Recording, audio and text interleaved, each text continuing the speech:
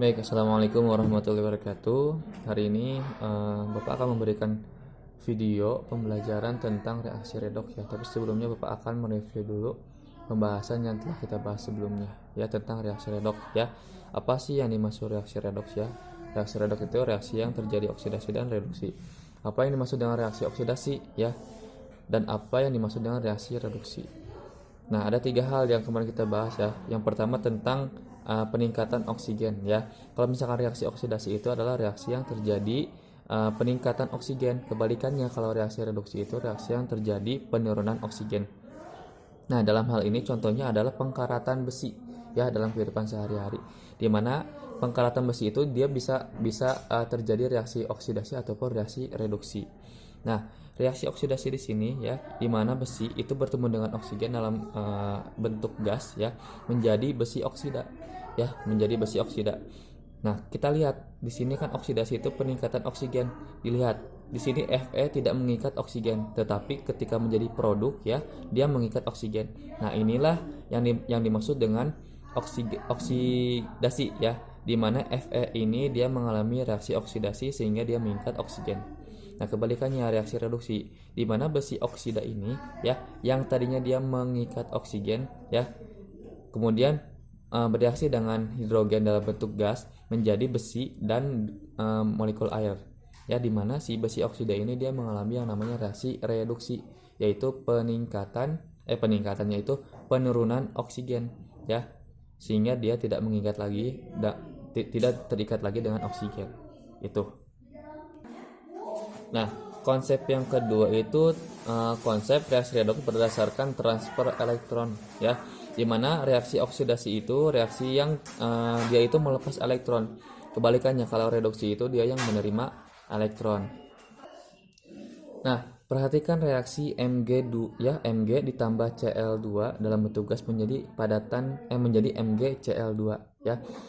Nah, ini kita konsep yang kedua ya tentang transfer elektron, di mana kalau kita bahas secara detail ya, yang terjadi reaksi oksidasi itu adalah Mg, di mana Mg ini dia melepaskan 2 elektron. Ya, kalau di sebelah kanan berarti dia artinya melepaskan. Ya, Mg ini dia melepaskan 2 elektron.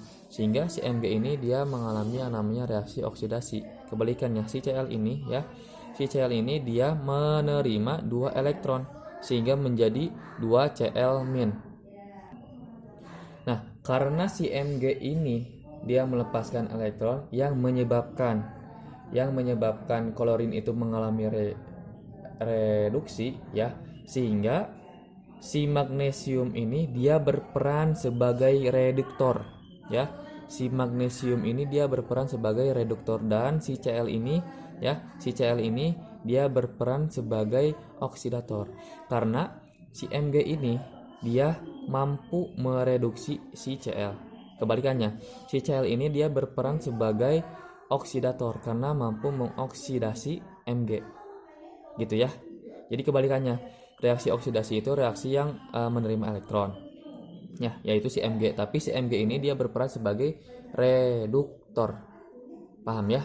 Jadi kalau misalkan kalian reaksi mana nih yang menentukan reduktor dan oksidatornya. Nah, dalam hal ini Mg ini dia mengalami reaksi oksidasi dan dia berperan sebagai reduktor. Ya, si HCl ini dia mengalami reaksi reduksi tapi berperan sebagai oksidator. Gitu ya.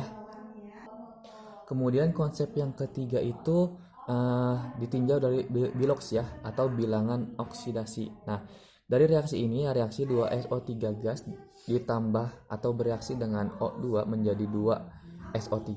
Ini kalau kita tinjau dari konsep yang pertama, yaitu konsep peningkatan oksigen ya, maka reaksi ini adalah reaksi oksidasi. Padahal reaksi ini itu dia mengalami reaksi reduksi dan juga reaksi oksidasi. Tapi kalau kita tinjau dari konsep peningkatan oksigen, maka si reaksi ini dia hanya bisa menunjukkan reaksi oksidasinya saja, karena si SO ini ya dia mengalami peningkatan oksigen ya, sehingga menjadi SO3, dari SO2 menjadi SO3. Nah, Kemudian kalau kita tinjau dari konsep transfer elektron, ya, yang mana oksidasi itu dia akan melepaskan elektron dan reduksi itu dia akan menerima elektron. Tapi kalau kita lihat reaksi ini, kita tidak bisa menunjukkan yang mana yang terjadi reaksi oksidasi, yang mana yang terjadi reaksi reduksi. Karena apa? Karena reaksi-reaksi yang ini adalah reaksi dari ikatan kovalen. Ya, kalau kita lihat SO2 ini ya, struktur Lewisnya akan seperti ini, ya. Tidak ada transfer elektron, adanya penggunaan elektron secara bersama-sama. Si SO3 ini juga dia tidak ada transfer elektron, yang ada adalah penggunaan elektron secara bersama. Sehingga bagaimana cara kita menunjukkan reaksi reduksi dan reaksi oksidasi dari reaksi tersebut? Nah, kita gunakan konsep bilox ya, atau bilangan oksidasi. Kemarin kita sudah bahas ya beberapa aturan di reaksi di aturan bilox ya, dimana si SO2 ini dia akan bernilai 0. O2 ini biloxnya akan bernilai 0 dan SO3 ini biloxnya akan bernilai 0. Karena apa? Karena bentuknya molekul ya, bentuknya senyawa. Nah, berarti untuk aturan yang pertama ini dia akan 0 dan kita tidak bisa menunjukkan yang mana terjadi reaksi oksidasi, yang mana terjadi reaksi reduksi. Ya. Nah, kita tinjau per atomnya. Ya, di sini ada SO2, terdapat atom O di dalam SO2. Atom O itu ya sudah ditentukan nilai biloxnya yaitu -2. Tapi karena di sini atom O-nya ada 2 sehingga menjadi berlipat ganda menjadi -4. Ya. Oke. Kita bahas SO2 itu kan kalau kita bahas ya biloxnya itu ya sama dengan dari bilox dari S dan juga O2 ya. Ini mah secara konsep kasarnya ya. Dimana si SO2 ini nilainya kan 0 ya. Si S ini kan kita masih kita cari dan O2 ini udah kita temukan yaitu -4.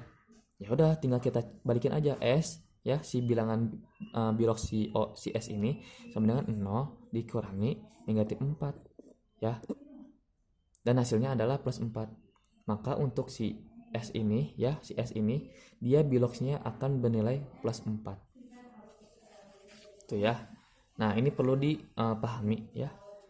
Kalau menentukan bilangan si O2 ini ya memang -2, walaupun dia berjumlah 2 tetap dia -2 ya, tapi ini mah untuk menentukan si bilangan oksidasi S-nya, maka kita jumlahkan, kita kalikan gitu ya.